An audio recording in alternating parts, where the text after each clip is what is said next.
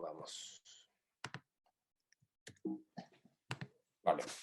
Mi nombre es Matías Verderó, soy director de Lichen, un laboratorio de innovación social que promueve la colaboración público-privada-comunidad, y básicamente lo que hacemos es diseñar e implementar procesos abiertos de participación y vinculación ciudadana.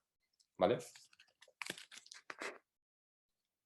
Antes de ir a los ejercicios, haremos una pequeña introducción al tema y luego trabajaremos todos juntos en el diagnóstico participativo. Perfecto. Vale, comenzamos. Bueno, a modo de introducción, sin duda este último año hemos visto cómo se ha acelerado la transformación digital, producto de la pandemia, y cómo hemos sido testigos de la digitalización de la vida y cómo ha cambiado nuestra forma de trabajar, de relacionarnos, de consumir y también la educación. Pero también esta transformación digital está cambiando en la forma en que se ejercen, se protegen y también se vulneran derechos fundamentales de todos nosotros, ¿vale? Y por eso hoy también es urgente que existan iniciativas que promuevan una digitalización democrática y segura y que protejan estos derechos. Pasando. Para este diagnóstico participativo y para que estemos todos alineados en los ejercicios, decidimos basarnos en estos 5 principios básicos de los derechos digitales, ¿vale? Primero, el acceso universal e igualitario a Internet y a alfabetización digital. Segundo, la privacidad, protección de datos y seguridad. El tercero, la transparencia, responsabilidad y no discriminación de datos, contenidos y algoritmos. La cuarta, democracia participativa, diversidad e inclusión. Y la quinta, estándares de servicios digitales abiertos y éticos. Ya entraremos más en profundidad de esto, ¿vale? Vale, uno de los sectores que más ha sido afectado por la pandemia es el sector de la educación, pero también es el sector que más cambios y oportunidades ha demostrado. Por ejemplo, en innovaciones educativas como la interactividad o niveles de aprendizaje personalizado, la conectividad y el auge del conocimiento abierto, o también llevar el aprendizaje más allá del aula. Pero también somos conscientes de que la digitalización educativa se enfrenta a grandes desafíos en distintos ámbitos, en relación al acceso, por una parte, la inclusión y la inserción de profesores y alumnos, en el uso adecuado y seguro de los medios digitales, que es todo esto un poco un mundo nuevo, y en relación a la legislación en materia de derechos digitales.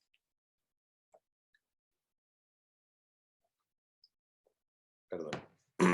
En este sentido, la pandemia también nos ha permitido cuestionar, reflexionar y debatir sobre el futuro de la educación, sobre esta transformación necesaria que debe tener en cuenta aspectos no solo técnicos, sino que también sociales, ¿vale?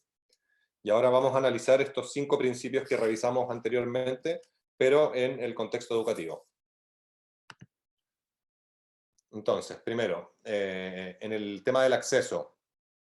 En España, por ejemplo, por ley se reconoce y se garantiza el derecho a la educación digital y también el fomento a las competencias digitales tanto de estudiantes como la capacitación del profesorado.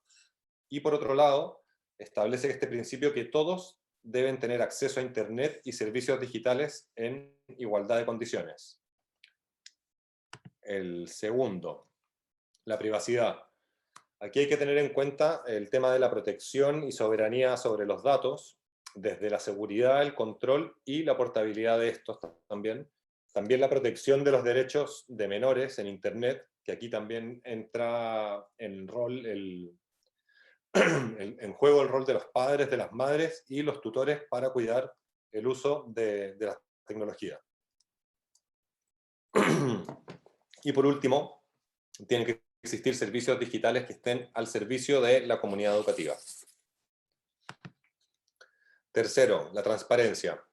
En este principio se hace referencia al acceso a la información, que ésta sea una información comprensible y precisa, como cuando tenemos que aceptar cosas, por ejemplo, que podamos entender lo que estamos haciendo, y que todos los datos deben ser tratados de la misma forma en Internet. Y por último, poder denunciar y cambiar los sistemas que son injustos o sesgados y discriminatorios, como por ejemplo, en los sistemas de aprendizaje automático como el Machine Learning, se incorporan y aumentan sesgos de géneros o raciales, que por ejemplo a veces hay algunos ejemplos en tema educativo. Cuarto principio, la participación. En este principio se plantea la necesidad de una educación accesible para todos y todas. Además de la integración escolar de todo el alumnado, hay que considerar la inclusión de colectivos con necesidades educativas especiales, ¿vale? Y por otra parte, toda la comunidad educativa debe estar representada en Internet. Con comunidad educativa nos referimos a profesores, directores, alumnado, familias, etc. Y también tienen que existir oportunidades abiertas y participativas para todos. Y por último, en la ética, debe existir una infraestructura, por ejemplo, servidores que sean seguros y respetuosos con estos derechos. Las escuelas tienen que tener el control local y libertad para poder elegir su infraestructura tecnológica y sus servicios digitales. Ya podremos profundizar un poco en esto. Y por último, el acceso a servicios digitales y datos abiertos y éticos. Ahora, no sé si está Marc por ahí. ¿Sí? Sí, estoy. ¿Qué tal? Vale. Gracias, Bueno, Matías. Innovation Manager del Ayuntamiento de Barcelona, nos va a contar un poco del piloto del plan de digitalización democrática. Adelante, Marc. Gracias, Matías. Pues un poco en línea con lo que está comentando Matías y alineado totalmente con los 5 principios que estábamos viendo y que estábamos viendo cómo se alineaban en el contexto de la educación. Junto con XNet estamos desarrollando el primer piloto del plan de digitalización democrática que XNet diseñó desde hace un par de años, incluso antes de la pandemia. Para, digamos, de alguna manera democratizar en el sentido de ofrecer alternativas al proceso de digitalización, ¿no? de los entornos virtuales de aprendizaje que ahora mismo se están implementando a marchas forzadas en la educación, ¿no? En el entorno educativo, sobre todo en escuelas e institutos de Cataluña, España y más allá, ¿vale? Entonces, este piloto contempla al final una visión distinta a la visión que nos puede dar las soluciones privativas no auditables que tenemos hoy en día encima de la mesa y que ya están copando prácticamente todo el mercado de centros educativos que tenemos. Y la idea es básicamente desarrollar una alternativa que como mínimo sea igual de usable que las alternativas basadas o las alternativas privativas que tenemos hoy en día encima de la mesa y que además nos permita defender o constatar de alguna manera los principios que Matías estaba comentando. ¿Vale? Entonces hay 3 ejes que son básicos en este plan y en el piloto que lo implementa, que son básicamente una infraestructura. Al final, si os fijáis, la parte digamos, quizá más cara, podríamos decir, o más complicada de implementar esa parte de infraestructura, en el sentido de tener el control sobre la infraestructura es básico para tener un control sobre la tecnología y los datos que se generan en la comunidad educativa, que son mucho y muy sensibles que otros entornos, ¿vale? Y después tenemos un tema de personalización del software y el entorno virtual de aprendizaje.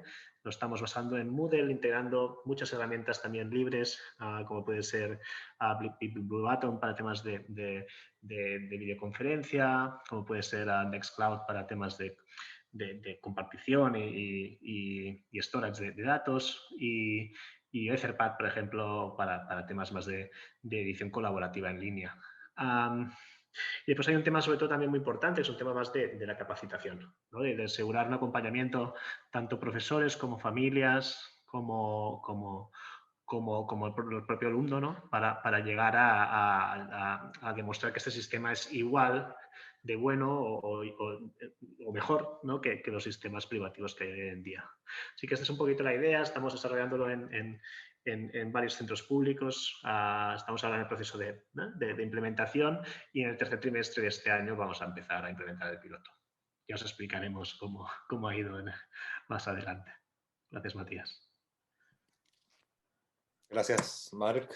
Y bueno, ahora les voy a contar brevemente de qué va el VitaBit Living Lab, que es el programa que estamos justamente lanzando en este momento en el marco de la Mobile Week. ¿Vale? Bueno, el VitaBit Living Lab, como su nombre lo dice, es un laboratorio vivo, y esto quiere decir que pone a las personas o a la ciudadanía en el centro de la innovación, un poco construyendo un espacio de encuentro, de experimentación y de aprendizaje que busca proponer soluciones, en este caso, a retos digitales a través de la participación activa de la ciudadanía. Un poco la estructura general de los Living Labs es esta. Primero vamos a hacer, que es lo que haremos hoy, un diagnóstico participativo, ¿vale? Para entender cuál es la situación en el contexto de la Mobile Week. Luego, durante el año haremos la fase de experimentación y prototipado con distintos actores de la comunidad educativa, profesores, familias y alumnado. Y por último, la difusión de resultados y el proceso de aprendizaje, que lo haremos en el contexto de la Smart City Week en noviembre. ¿Vale?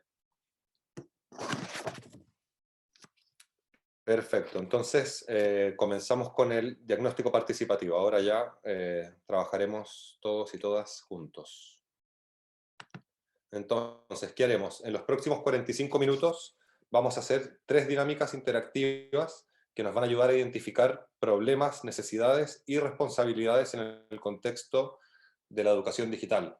Es importante esta diversidad también de participantes, como decía al comienzo, para poder tener distintos puntos de vista. Por ejemplo, bueno, veo gente aquí, Ricard, que trabaja en escuelas, David más en fundaciones, gente más con tecnología, etc.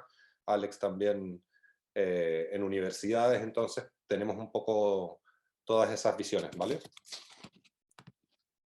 Perfecto. Lo primero, vamos a trabajar en una plataforma colaborativa que se llama Miro, o Miro, y una vez que entremos, o sea, antes de entrar les voy a explicar un par de cosas para estar cómodos dentro, y de todas maneras está por ahí David, que nos va a estar ayudando y dando soporte en todo, ¿vale? Lo primero, para estar cómodos, cuando entréis, que voy a poner el link en el chat, lo primero que veréis es algo como esto, ¿vale? En la esquina inferior izquierda hay un pequeño icono que es como una flecha, esa, ¿vale? Hacemos clic allí y se despliega una barra con diferentes iconos. En el primero, ese que pone Frames, hacemos clic y se nos va a abrir esta barra que es como si fuera una presentación, ¿vale? Esto nos va a permitir navegar de una forma cómoda por cada ejercicio, ¿vale? Así que recomiendo mucho usarlo. Y otra cosa que nos va a servir mucho es poder hacer zoom para agrandar o achicar la imagen, que está en la otra esquina inferior derecha, ¿vale? Aquí, donde pone un porcentaje. Cuando estamos arriba hay diferentes opciones. Se puede hacer con el ordenador también, con los dedos o con el ratón, pero también con este porcentaje o con el signo más, menos, o también hay un mapa allí para navegar, ¿vale? Entonces ahora veréis este link en el chat y vamos allí, ¿vale? Seguimos desde allí. ¿Alguna duda, pregunta, comentario? ¿No? ¿Todo bien? Vale. ¿Está el chat? ¿Pusiste el link? Vale.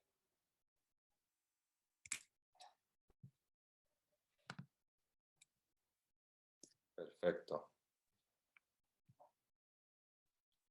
¿Todos dentro? ¿Todas dentro? ¿Alguien, algún rezagado? ¿No? Vale. Si os molesta, puedo quitar los cursores para que no lo veáis, ¿vale? Si a alguien le molesta ya lo quitamos. 16. Vale.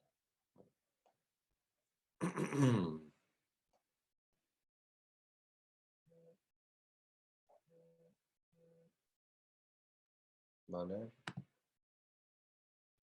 Vale, comenzamos. Si nos vamos a al primer slide, que pone derechos digitales en el contexto educativo, es solo un recordatorio de los 5 principios que ya hemos visto y algunas ideas o conceptos más en detalle de cada uno. Esto nos va a servir para los ejercicios que haremos luego, ¿vale? Pero solo por si alguien quiere mirar algo, subir y si tiene alguna duda, ¿vale? Perfecto. Vamos al segundo slide, que pone derechos digitales en el contexto educativo. Entonces, el primer ejercicio es poder definir cuáles de estos, o evaluar en qué medida estos derechos o principios son los más relevantes en un contexto educativo. ¿Cuáles son los más importantes? Entonces, cada uno coge uno de estos bits cuadrados, lo que sea, un píxel, y lo arrastra en la medida que crea que esto es más o menos importante en el contexto educativo, donde 0 abajo es nada importante y 9 arriba es muy importante, ¿vale? Así que aquí están vuestros nombres, podéis ir tirando. No sé si alguien quiere hacer. Con un clic podéis mover un objeto. Voy a hacer aquí un ejemplo. ¿Vale? Con un clic se mueve. ¿Vale?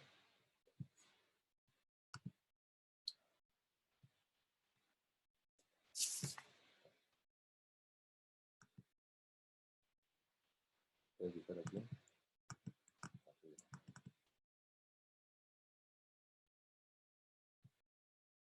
Ahí, perfecto. Vale. Podemos ir, no sé si alguien quiere ir comentando lo que va haciendo. Por ejemplo, aquí el acceso, veo que alguien lo puso en el 2. Si alguien puede comentar por qué el acceso no es tan importante.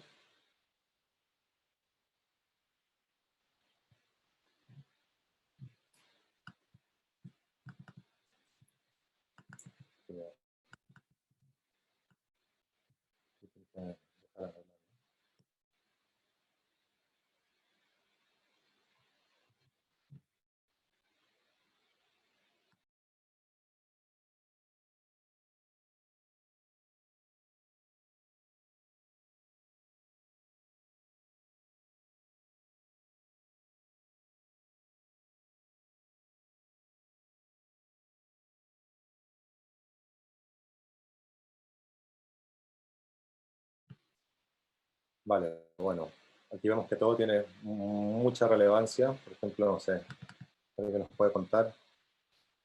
Alex, por ejemplo, ¿qué te parece? ¿Algún comentario de tus votaciones? Sí, te comento ahora. Espera, voy a quitar la cámara también que conozcáis. Es que me parece que la cámara la tengo desactivada. He entrado con ella desactivada y no la puedo activar en este momento. Bien, yo me he centrado primero sobre todo en transparencia y en participación. Considero los otros ítems, bueno, por lo menos el acceso, es posible que quizás nos encontremos alguna problemática de personas que no pueden, que tienen algo de problemática de acceso, pero me parece que en estos momentos, si no residual, ya es menor la situación de no accesibilidad a las tecnologías del conocimiento y en general casi todo el mundo tiene un móvil por lo menos, y en los hogares me consta que, porque trabajo además en una empresa de telecomunicaciones, que está bastante extendida la accesibilidad.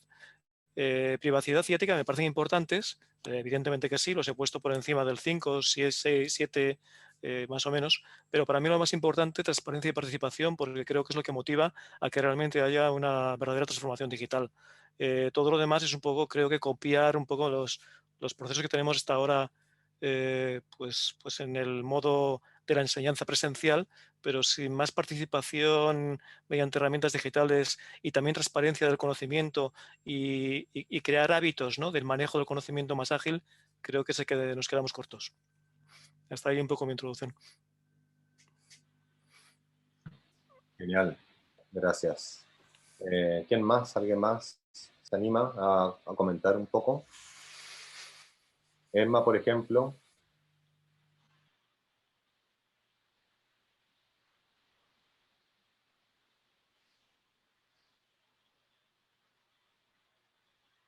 ¿No? Si me permitís, en temas de privacidad y transparencia, a mí me parece que simplemente, o sea, hay que hacer un compliance, que se desarrollen, pues obviamente, pues el marco normativo, legal, etcétera, etcétera. Básicamente, pues un GDPR, por decirlo de alguna forma, obviamente, pues, y obviamente, pues, enfocado hacia políticas de educación pública, desde luego, pero simplemente pues que sean compliance, que se queden unos márgenes muy definidos, y a partir de aquí, pues me parece que valdría más la pena pues centrar esfuerzos en acceso y participación. Perfecto. Gracias, Alex. ¿Alguien más que quiera comentar en este ejercicio? Sí, yo creo que como que acceso lo damos por hecho, pero es como una cosa básica, ¿no? Y al final, por ejemplo, ahora con la educación en línea, pues si no has tenido equipamiento en la casa, no has tenido tampoco internet en casa, que al final eso es de pago, ¿no? Pues ya es como la primera barrera que te limita pues a todo lo demás, ¿no?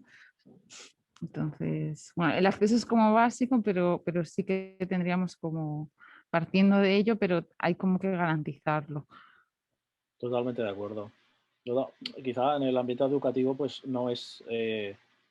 precisamente, por ejemplo, dejadme plantear una situación que a lo mejor pues os suena o ya la habéis oído. La limitación de conectarse a Internet o usar el móvil por parte de los niños o los hijos en edad escolar. Por un lado, les estamos como baneando o estamos controlando, estamos monitorizando su conexión, y me parece obviamente pues muy racional, pero eso también implica pues que tenga que desarrollarse pues un marco para el acceso a temas educativos. O sea, aquí no sé, veo como que hay como un acceso a las tecnologías, pero que a lo mejor en ámbitos educativos pues no están suficientemente desarrolladas. El tema que ha habido en la pandemia, no todo el mundo tiene un ordenador para su hijo, y obviamente conexión a Internet, tal como comentaba la compañera.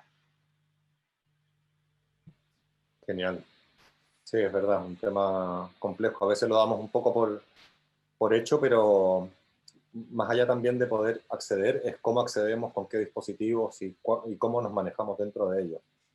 Vale, en función del tiempo, pasamos al siguiente ejercicio, que es un poco, si vais al slide siguiente, es un poco lo mismo, pero ahora es evaluar cuáles son los principios que son más vulnerados en el contexto educativo, ¿vale? Si queréis podéis comenzar a votar. ¿Qué os parece mejor? Voy a poner aquí un timer con 5 minutos para que vayamos comentando. Oye, ¿aló? ¿Matías? ¿Sí? Primero disculpa por el atraso, pero disculpa que me escuchan todos, supongo que no sé cómo hablarte. Parece que aquí no estoy yo, ¿no? Alicia, Alex, ¿no? Mira, aquí David te pone en un segundo.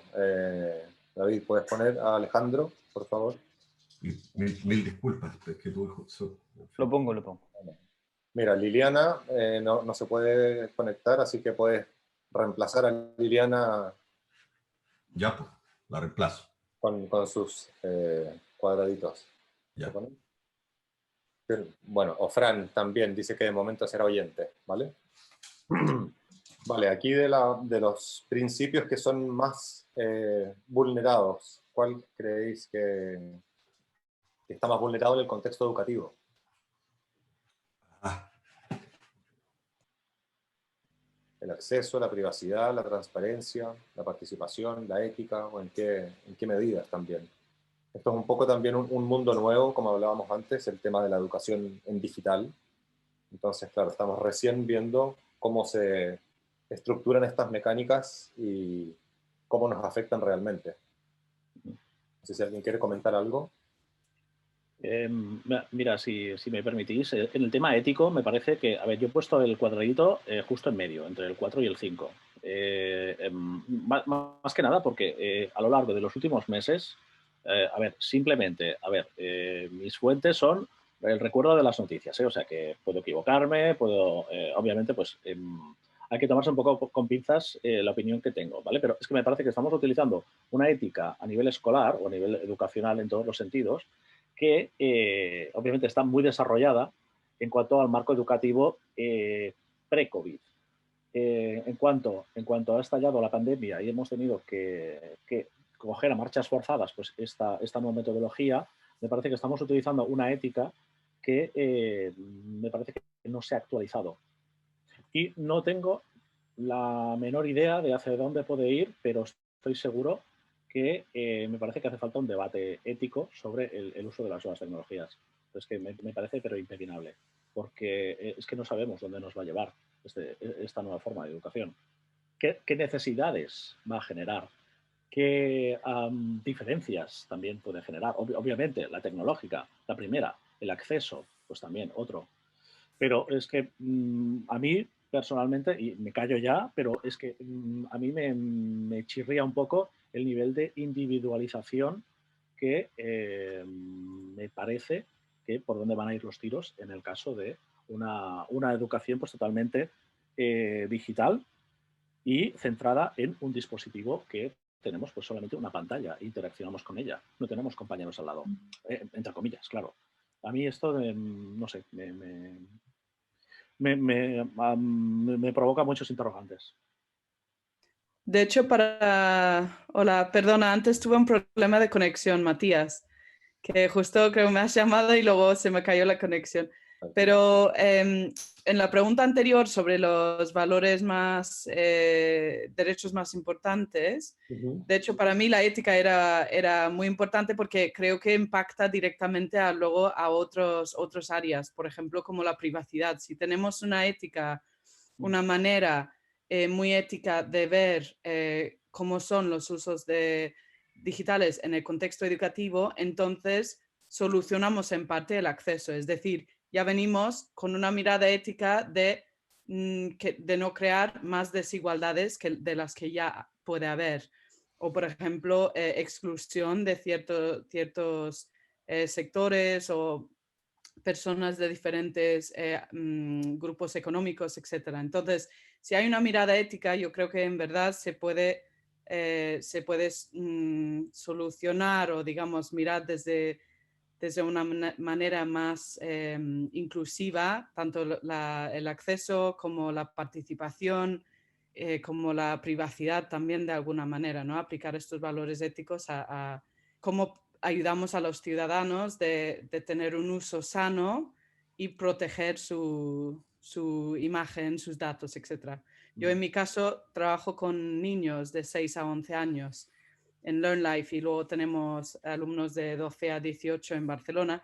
Es un tema, la privacidad y la participación es un poco, va pues de alguna manera push and pull, ¿no? De abrirlo hasta qué punto y luego proteger también a la vez. Sí, Hola, buena tarde. Soy tarde. Pep. Me sumo a todo lo que ha dicho Emma y alguna pequeña reflexión en relación a una pregunta que ha hecho Alex, que nos está dando material. Porque Alex ha preguntado, no sabemos dónde nos va a llevar todo esto, ¿sí? Yo la reflexión que hago es, lo que no sabemos es dónde queremos ir, Entonces, en el momento en que nosotros sepamos dónde queremos ir, nosotros como educadores, básicamente, sepamos dónde queremos ir y conozcamos todas las posibilidades que podemos tener, pues seguramente tendremos bastante resuelto, ¿no? Tanto, y aquí sí que me sumo a la falta de, por un lado, reflexión ética y reflexión profunda sobre lo que queremos conseguir y dónde queremos llegar. Cómo hacemos participar a los chavales y a la población en general. Y creo que hay un punto importante en el que damos por supuesto que todo el mundo tiene acceso, pero no es verdad. No todo el mundo tiene acceso a depende de qué herramientas, con lo cual eso ya es, si hablamos de vulneración de derechos, esa ya sería la puerta de entrada, la primera. ¿Sí? Sí, sin duda hay que... el modelo educativo tiene que ser repensado no solo en su forma y en sus herramientas y formatos, sino que en su totalidad, ¿no? Sobre todo en el contexto. Si me permitís también... Sí. Sí, bueno, recojo un poco todo lo que habéis dicho porque estoy de acuerdo con lo que apuntaba Emma y también hacia ahora énfasis Pep de que pues, la ética y el acceso evidentemente son como los mínimos, ¿no? A partir de los cuales podemos desarrollar quizás el resto de tipologías de derechos, ¿no? Es cierto que evidentemente yo antes te decía pues que creo que un gran porcentaje de la población sí que tiene acceso a la educación de forma digital, pero desde luego eso no quita que aunque sea más pequeño el porcentaje, que puede ser un 10, un 15% a lo mejor de personas que puedan tener problemática de ese estilo, o con pandemia y problemas económicos puede hacerse un poco más elevado porque tiene un coste, claro. Pero bueno, yo creo que en este momento, por lo menos en España, no estamos viviendo una situación de que mayoritariamente la educación no tenga acceso en general, ¿no? En los hogares. Sin embargo, la ética, lo que estabais apuntando de la ética, sí que lo enmarco también en un contexto de que antes mi tocayo Alex García también apuntaba de hacerlo, pues, no sé si eran las mismas palabras que él decía, no las recojo, pero entendía que era como algo mucho más institucional y quizás incluso yo me atrevería a hablar de una constitución digital, o sea, que haya unas leyes que realmente protejan todo eso y por tanto ya lo den como unos mínimos que la sociedad los dé por garantizados. Entonces, claro, a partir de ahí ya puedes ir desarrollando los otros niveles. Y también otra cuestión que me gustaría añadir es que creo que esta temática de la formación, de la educación, algo también lo estabais ahí comentando, creo que Pep ahora también lo decía, creo que debe implicar a toda la sociedad y a todos los niveles educativos, porque la educación ya no es solamente en los niveles básicos, que evidentemente son muy importantes, sino que hoy en día la sociedad tiene que irse formando continuamente. Por tanto, a todas las edades debe buscarse esa implicación y ese compromiso con la educación digital. Genial, gracias Alex. Sí, la verdad es que es un tema, bueno, complejo y amplio de mirar, pero bueno, por eso mismo estamos aquí intentando descifrarlo. Por el tiempo, luego ya, si queréis, nos quedamos hasta altas horas de la noche discutiéndolo, pero os invito a pasar al ejercicio siguiente, al frame 4, ¿vale? Que básicamente aquí lo que haremos es tipo de escoger un post-it abajo y escribir una idea con doble clic, podéis escribir y con uno mover. Entonces, ¿cuáles son los principales desafíos de la educación? Por una parte, en soberanía y seguridad, por otra parte, en participación y responsabilidad, por otra parte, en competencias digitales y por otra, en herramientas e infraestructura. Por ejemplo, aquí yo voy a coger uno y decir, no lo sé, soberanía y seguridad, toda la comunidad educativa debe participar activamente, ¿vale? Ojo, y lo muevo. David, ¿lo puede mover atrás, por favor? David, el canvas, por favor. Lo muevo. Gracias. Vale. Por Por ejemplo, aquí hay cosas interesantes. Servidores autogestionados. No sé si alguien quiere ir comentando mientras hacemos. Voy a poner aquí un timer. Hacemos 20 minutos, más o menos. Aquí ya podemos comentar más en detalle, ¿vale?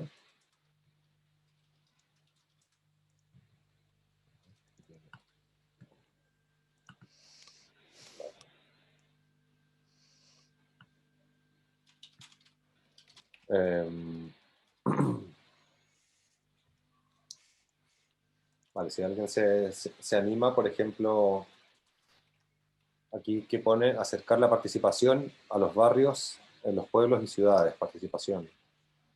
Sí, eso lo he comentado yo, por ejemplo. Por favor. Bien, bueno, yo estoy bastante implicado pues en general en las comisiones de barrio, de distrito en Barcelona, que es concretamente donde vivo. Concretamente en el barrio de las Corts, y siento que hay muy poca educación de participación digital. Todo este año hemos estado, por fin, después de mucho tiempo en el que se solicitaba que hubiera más sesiones participativas online, obligadamente se han tenido que desarrollar, pero todavía la ciudadanía pues noto que cuesta, ¿no? el uso de las herramientas digitales. Entonces, bueno, es un tema que no está solamente asociado a la educación básica, evidentemente, ¿no? Pero va en la línea de lo que os decía antes. Creo que es la sociedad la que tiene que cambiar todo ese respeto, yo creo que excesivo respeto que tenemos al uso de las herramientas digitales en cualquier evento participativo. Genial, gracias, Alex.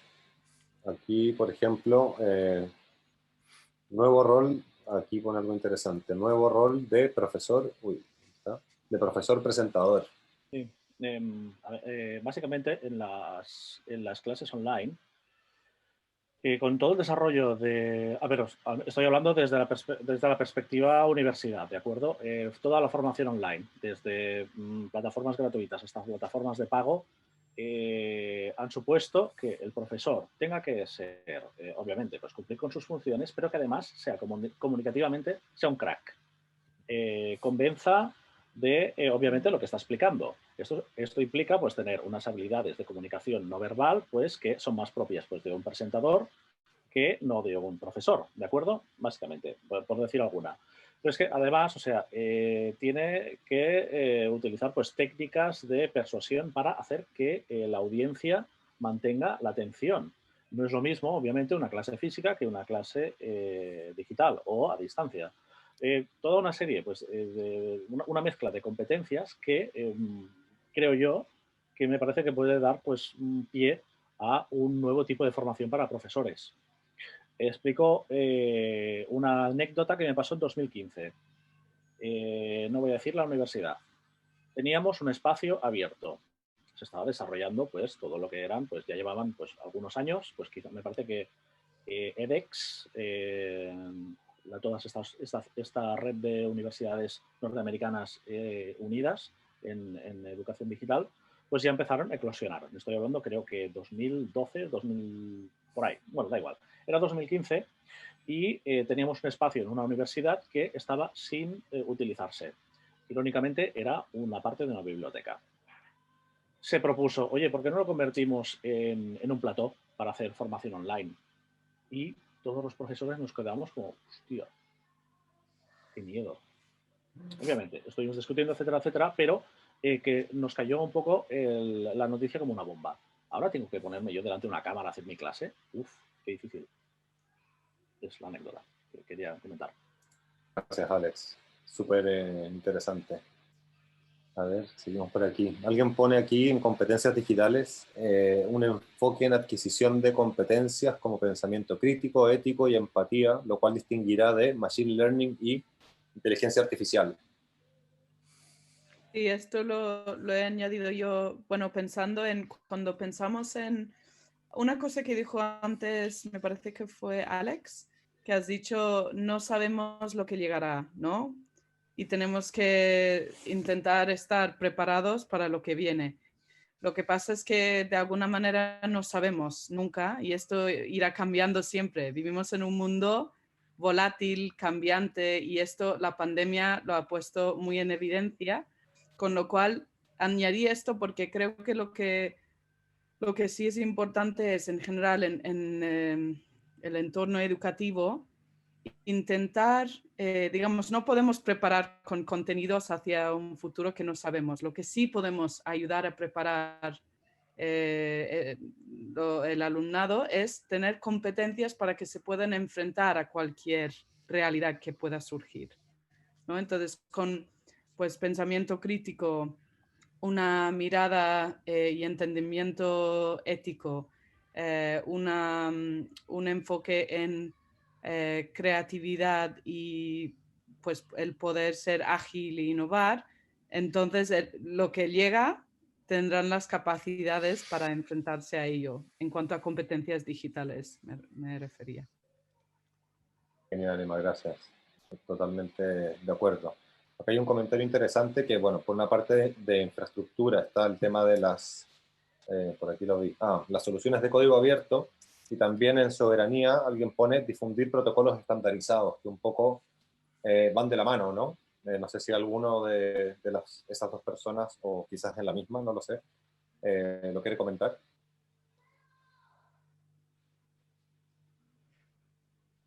Sí, ha acertado, es la misma persona. ¿Cómo? Ha acertado, es la misma persona. La misma persona. ¿Y es? A ver, Alicia. El tema de los protocolos estandarizados, bueno, yo estoy en Chile y acá uno, sobre todo en la parte de educación, el KidSafe, el protocolo KidSafe es uno de los que salvaguarda, digamos, determinadas condiciones que efectivamente si las propuestas de educación las tienen en mente para el diseño de sus contenidos, evidentemente van a impulsar la seguridad en estos entornos digitales cada vez más comunes y más inherentes a la actividad misma educativa. Y por el otro lado, en el tema de herramientas e infraestructuras, al impulsar el pensamiento computacional, yo trabajo directamente en Fundación Mustaki y eso es uno de nuestros objetivos, impulsar el pensamiento computacional, porque independientemente del hardware, el pensamiento computacional va a configurar determinadas prescripciones para diseños específicos que lleven a herramientas e infraestructura. Y efectivamente, a la mano, en paralelo con eso, el tener conciencia de los recursos de código abierto va a poder hacer una sinergia entre este seteo del pensamiento computacional con los recursos de código abierto para que efectivamente las soluciones sean más baratas o definitivamente gratis o poder ser financiadas a través del Estado o a través de la filantropía. Pero evidentemente la digitalización llegó para quedarse y el desafío de las corporaciones y del tercer sector, digamos, efectivamente es hacerlo lo más asequible posible para garantizar el resto de las dimensiones, la participación, la soberanía, la seguridad, las competencias, las herramientas y la infraestructura es lo que va a estar a la base para que permita todo este círculo virtuoso. Genial, Alicia. Gracias. Súper importante el tema, bueno, un poco lo que contaba Marc, que están trabajando desde el ayuntamiento, el tema de herramientas libres, abiertas, que un poco también activan comunidades que permiten mejorar y evolucionar herramientas sin depender desde lo privado, ¿no? También un comentario un poco al margen. Si alguien tiene problemas para apuntar sus ideas, que nos lo diga y los ayudamos para hacerlo, porque luego lo incluimos en el informe final, ¿vale? Por aquí hay otro comentario interesante en participación y responsabilidad, tener conciencia de las minorías presentes y otorgarles voz para que no se invisibilicen. Sí, ese también es mío. Ajá. Porque cuando uno habla de participación, por lo general, uno no toma conciencia. En Chile, en el último tiempo se ha visto una migración. Yo soy migrante, yo soy cubana, llevo 30 años en Chile y por lo tanto he sido testigo de los procesos de migración. Si uno ve históricamente, la primera gran migración que hubo en el siglo XX fue del mundo árabe, después en los 80 de Corea del Sur, y ahí se estancó. Y ahí fue como muy, muy progresivo, parejas que venían desde el exilio, parejas mixtas después de los años 90, pero todo fue muy, muy, muy progresivo, más allá de lo que significaban las migraciones de países limítrofes. Pero lo que ha pasado con Colombia, Venezuela, Haití en estos últimos años ha hecho que las salas de clase se hayan poblado de nuevas minorías. Y en la manera en la que esas minorías sean, se les otorgue una voz, la misma comunidad chilena que estuvo durante mucho tiempo bajo procesos de homogeneización forzada, va a abrirse a otras formas de ser en el mundo, pero esa participación tiene que ser impulsada por los agentes educativos, no va a partir muchas veces porque estos niños llegan y estas niñas llegan con cierta timidez, por lo tanto, otorgarles la voz va a dinamizar los contextos más contemporáneos de la educación, que finalmente va a impulsar un pensamiento global en una sociedad como la de la chilena, que tradicionalmente era muchísimo más homogénea. Gracias, Alicia. Súper interesante, en verdad, porque claro, eso al final termina construyendo la diversidad, ¿no? Que termina generando una riqueza cultural. No, y además es uno de las competencias que vamos a tener que manejar con vistas a los desafíos de la sociedad contemporánea. Es decir, ya no es algo deseable desde el punto de vista de lo que nos hace más humanos, sino es un imprescindible, un intransable para insertarnos ante los nuevos desafíos de la sociedad contemporánea. Sin duda, y claro, y estas herramientas nos permiten un poco llegar ahí. De hecho, también conectar, o sea, romper los límites de lo físico, ¿no? Que era un poco lo que hablábamos al comienzo. Cómo utilizamos, un poco esta pandemia nos agarró desprevenidos, y lo que hemos intentado hacer es llevar el mundo físico a lo digital, que es básicamente poner a un educador, profesor, profesora, frente a una pantalla a hacer lo mismo que hacía en físico. Pero claro, aunque lo físico no reemplaza o sea, lo digital no reemplaza lo físico, lo digital permite unas cosas que son maravillosas y que aún no se están explotando. Entonces, ¿cómo podemos también utilizar las herramientas para sacar su máximo potencial? Como por ejemplo, romper los límites territoriales y poder tener dentro de una clase quizás un compañero en Corea, en África o en lo que sea, en cualquier sitio, rompiendo esos límites, ¿no? ¿Cómo podría enriquecer eso, por ejemplo, los procesos educativos? No sé si alguien más quiere comentar algo aquí, o si no me... Yo querría comentar un par de cosas. Yo creo que en cuanto a los principales desafíos desde el punto de vista de la escuela, uno es la competencia digital docente, ¿no? O sea, o alguien nos la ofrece o realmente ser autodidacta es complicado. Bueno, lo intentamos, pero bueno, tenemos un límite. Más gente, pues no sé, yo, de mi edad, ¿no? Pues supongo que profesores más jóvenes pues tienen más capacidad que nosotros, ¿no? Luego, fomentar esa educación inclusiva, ¿no? O, por ejemplo, los contenidos y recursos para el aprendizaje, que es lo que comentaba Alex, ¿no? De, a ver, al final nos convertimos aquí en youtubers, en creadores de contenidos, cuando realmente pues, no es nuestro cometido, ¿no? O al menos, no sé, nos debieran enseñar para poder realizar este cometido de forma correcta, ¿no? Luego creo que un desafío importante es el cambio de metodología que se ha estado utilizando hasta ahora, ¿no? O sea, yo creo que hay que adaptar la metodología al aprendizaje utilizando las TIC, ¿no? O sea, por ejemplo, metodología basada en juego, ¿no? O sea, fomentando las habilidades, el liderazgo, la socialización, ¿no? Y luego algo muy importante que nos ha comentado es el liderazgo y la gobernanza de los centros. Porque claro, está muy bien que uno individualmente pues potencie los cambios y tal, ¿no? Pero si desde el centro el líder, los directores y tal no lo potencian, no les dan importancia, pues no se siente jodido, ¿no? Y luego en cuanto a lo que hablabais antes del tema de los accesos a Internet y tal, yo creo que es más la calidad de acceso que no el acceso en sí, ¿no? O sea, si todo el mundo tiene ordenadores, todo el mundo tiene móviles, pero la verdad es que luego hay móviles que son un trasto y hay ordenadores que no van ni a tiros, ¿no? Y eso, durante la pandemia, lo hemos sufrido, pero constantemente Yo en mis clases, ¿no? O sea, alumnos que te dicen, oye, es que ahora no puedo porque mi padre tiene un ordenador y lo utiliza él, ¿no? O simplemente tengo un ordenador que es un trasto y no funciona ni para atrás, ¿no? Simplemente era esta puntualización. Gracias. Gracias, Ricardo. Sin duda, súper interesante y, claro, también, por ejemplo, cómo comenzamos a diseñar software, herramientas, recursos, etcétera, para que puedan ser accesibles, por ejemplo, de un móvil cutre, por ejemplo, y no que necesitemos un superordenador para poder conectarnos y poder llevar un proceso educativo.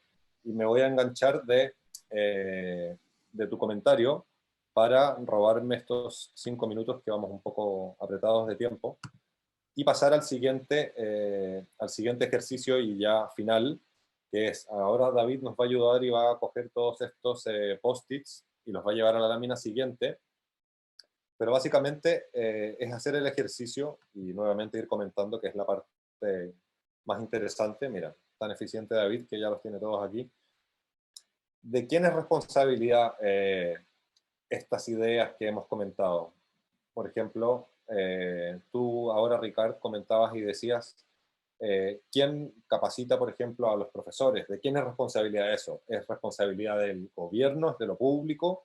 ¿O debe venir desde lo privado, quienes diseñan las herramientas? ¿O es efectivamente una responsabilidad de la comunidad educativa en sí, entendido en su sentido más amplio, que puede ser desde la escuela o no sé, los mismos profesores, etcétera? Y aquí un poco os dejo ir tirando ideas y ordenando cosas según las responsabilidades de todos estos elementos y que vayamos comentando. No sé si alguien se anima aquí a comentar.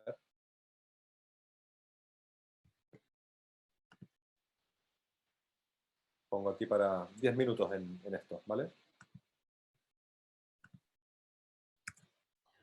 Bueno, un tema que yo quería comentar y creo que es importante cuando pensamos en digitalización de la educación es salud mental y el bienestar como parte de la formación y las competencias que se han de adquirir, y que hay este apoyo, que hay un enfoque muchas veces en lo que es la digitalización, pero también muy importante el saber pues hacer un momento de switch off entonces cuando hablamos de alumnado o de profesorado, digitalización, muchas veces hay un error de pensar, pues pasamos todas las horas presenciales, lo traspasamos al mundo digital, y no es así. Se puede digitalizarlo, es adaptarlo al entorno digital, como has dicho antes, Matías, y sacar el mejor provecho de las herramientas que haya. Entonces hay responsabilidades que a lo mejor cae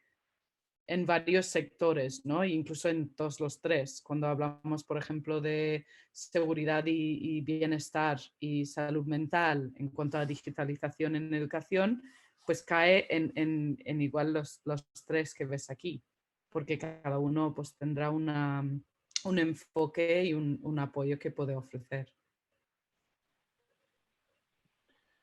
Emma, una pregunta. ¿El profesor tiene que ser psicólogo también? Buena pregunta. Yo siempre lo decimos con los profesores, no, nuestro alcance solo llega hasta tal punto, ¿no? Y siempre lo decimos en el cole, no somos psicólogos. Hay cosas que no se puede, que van más allá y vienen de casa o traumas de cosas, pues incluso de infancia o de alguna experiencia. No, yo creo que no hay que pedir demasiado, pero sí que, por ejemplo, abrir un espacio donde se puede hablar de esto, ¿no? Uno no tiene que ser psicólogo, pero para, por ejemplo, simplemente pedir ¿cómo estás? Y entonces una cosa que hemos creado con los adolescentes en LearnLife era como un fichaje, algo muy simple, herramienta en el móvil que nos dicen cómo están, cómo se sienten. Y si ponen que no se sienten bien, es como una alerta que el profesor tiene de saber, tengo que hacer un check-in, tengo que hablar con esta persona uno a uno y saber si realmente todo va bien. Porque muchas veces no lo quieren comentar de manera abierta. No, pues no estoy tan bien hoy, ¿no? Entonces, encontrar maneras en que el digital también puede apoyar, y que miramos la educación como algo holístico, o sea, en el crecimiento personal de cada uno, ¿no? No solo contenidos y adquisición de conocimientos, sino quién eres, cómo estás como persona, cómo estás creciendo, ¿no? En ti mismo, ¿no? Como... Me parece que es aparte, o sea, por toda la infraestructura digital, me parece que puede adaptarse muy bien a esto que dices. Y me ha parecido muy, muy interesante. Simplemente, pues con unas pequeñas dinámicas, pues puedes saber que una persona pues, puede tener un mal momento o algo así. Y aparte también, pues todo lo que ofrece la privacidad, etcétera, etcétera, pues me ha parecido una parte muy positiva, realmente. Y también que fomenta, pues primero todo, reconocer emociones, cosa que no siempre es fácil. Y aparte también fomenta la confianza entre alumno y profesor. Así que en este caso me parece que es un win, ¿eh? ¿No? Muy bien. Te agradezco el comentario. Yo me atrevería a decir de lo que acabáis de comentar y sobre todo lo que planteaba Alex de qué debe ser, debe saber psicología el profesor, debe saber también, como decía Ricard, a generar contenidos digitales. Bueno, pues yo creo que el profesor tiene que ser modelo, sobre todo en la educación primaria y secundaria. Y por tanto, si queremos que los alumnos desarrollen más competencias digitales, también el profesor tiene que conseguir dar ese salto. No puede quedarse solamente en lo que era antes la clase presencial. Totalmente de acuerdo con lo que decía Emma, no estamos hablando de que únicamente demos clase en modo virtual, que también no me gusta nada la palabra virtual, en modo online yo diría, ¿no? Porque para mí es tan real como la online como lo presencial. Lo que pasa es que desde luego tiene que haber los dos conceptos y los dos desarrollados. No creo que debamos volver solo únicamente a esa clase presencial. Entonces, por supuesto, tiene que haber competencias para que el profesor también sea capaz de ser productor de contenidos digitales. Los contenidos a la enseñanza le han venido muy dados, creo que durante muchos años. Supongo que algunos formadores también se han dedicado a hacer libros didácticos o libros pedagógicos en cualquier entorno, pero creo que el profesor digital tiene que ser capaz de generar esos contenidos y no tenerle miedo a la cámara. O sea, de realmente estar acostumbrado a estar delante de la cámara, igual que está acostumbrado a estar en presencial y a exponer en presencial. Entonces, para mí, eso son unas cuestiones que considero como unos básicos, ¿no? para poder evolucionar dentro del entorno digital. Y básicamente por aquí van mis primeras reflexiones en este apartado. Me sumo a una de las cosas que me ha hecho pensar Alex. Porque el profesor digital debe estar en una escuela digital.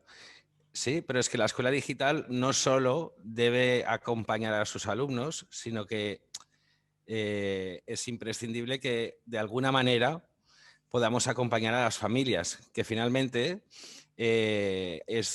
durante la pandemia en mi ámbito es donde hemos tenido el caballo de batalla, ¿sí? Es decir, los chavales seguramente estaban mucho más preparados que algunas familias o que la mayoría de familias en gestionar ciertas historias, ¿no? Entonces, el concepto de educación no solo... Me gustaría ampliar el concepto de educación no solo a los chavales, sino a las familias y cómo formamos y cómo acompañamos no solo a los chavales, sino a las familias que son finalmente las que deben acompañar sí o sí a sus hijos, ¿sí? Entonces, creo que sería darle también una vuelta de tuerca un poquito más a todo el tema y no solo hablar de chavales, sino cómo acompañamos o cómo los profes acompañamos pues a esas familias que a lo mejor están teniendo más dificultades o muchas dificultades, no solo a nivel económico, sino a nivel de técnico, de no sé qué programa estás utilizando, no sé cómo te puede acompañar en depende de qué historias. Gracias, súper interesante, claro, el tema también de eso, cómo hoy también la educación ha entrado a los hogares y la familia ahora tiene que cumplir un rol activo, algo que antes no pasaba, a veces era el cole, es el que se hace cargo de mi hijo, de mi hija, mientras yo trabajo. Hoy en Bueno, día eso nunca debería haber sido así.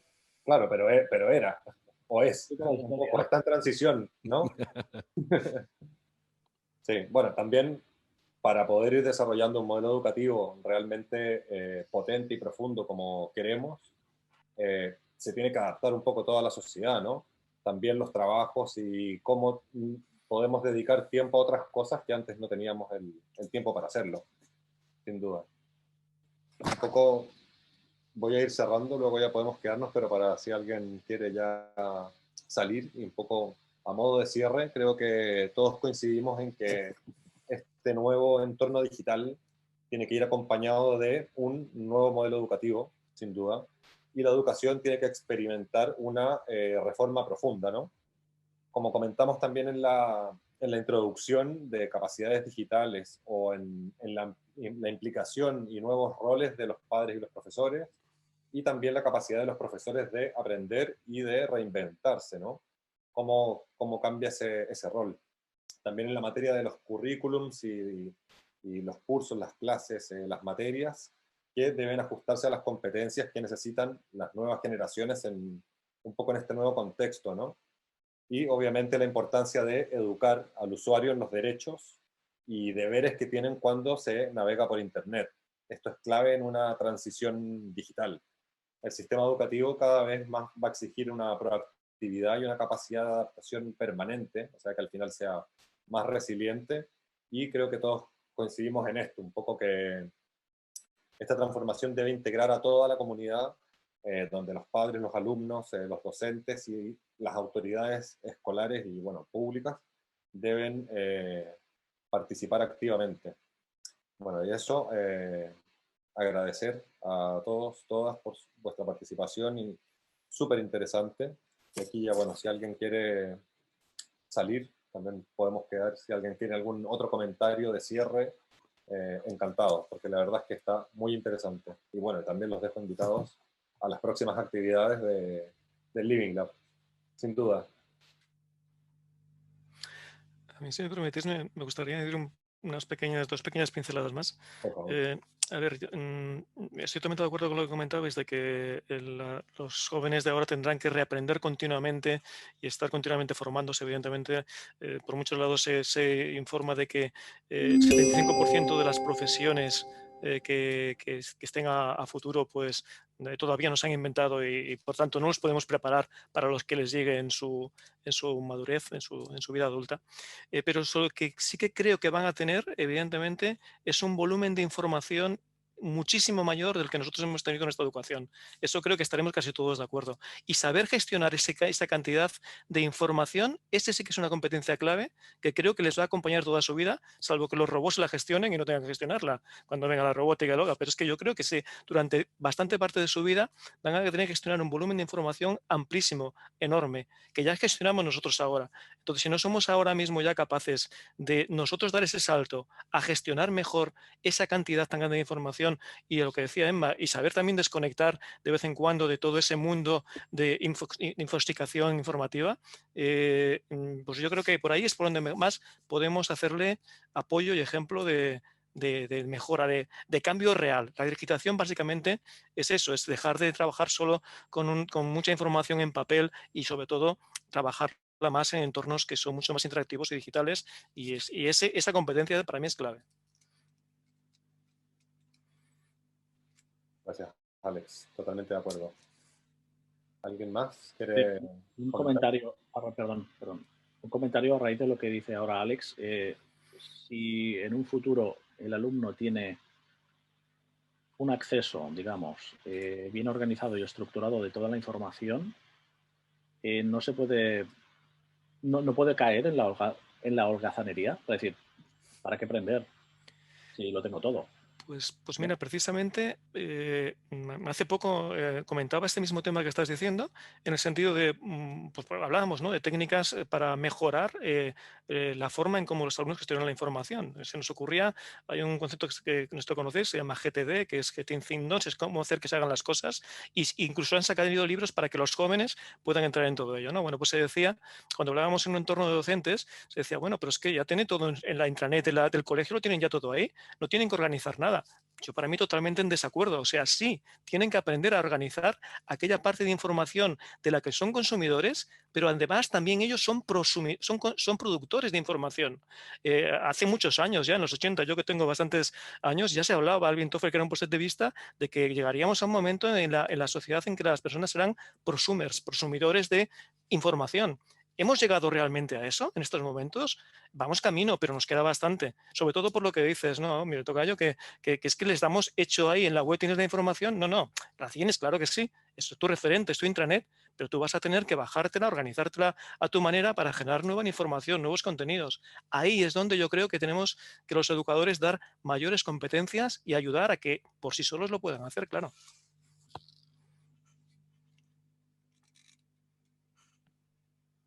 Súper. Gracias, Alex. ¿Alguien más? Si no, para ya no quitar más tiempo. ¿Sí? Yo solo agradecer, muchas gracias por la invitación para hoy, ha sido muy interesante. Y para sumar a lo que acaba de decir Alex, yo creo que también, ¿no? Que ayudamos a que el alumnado sea curioso, que los padres sigan aprendiendo para también apoyar y que el profesorado también sigue pudiendo desarrollarse y crecer. O sea que es como es un proceso de aprendizaje continua, ciudadana y colectiva hacia pues, nuevas competencias digitales. No, gracias a vosotros. Y bueno, ahora no nos ha dado el tiempo de, bueno, de presentarnos y todo, pero yo más o menos sé lo que hay aquí, que es muy interesante, gente que está haciendo cambios profundos en la educación desde diferentes perspectivas y, claro, en estos aportes se ve eso. Así que nada, gracias a todos y todas por participar. Nos tomaremos la libertad de enviarles la información que se recoja de este proceso y nos mantendremos también informados de próximas actividades, ¿vale? Así que eso, muchas gracias, buenas tardes y seguimos. Gracias. Muchas gracias. Gracias. Gracias. Luego que vaya Gracias. muy bien. Luego.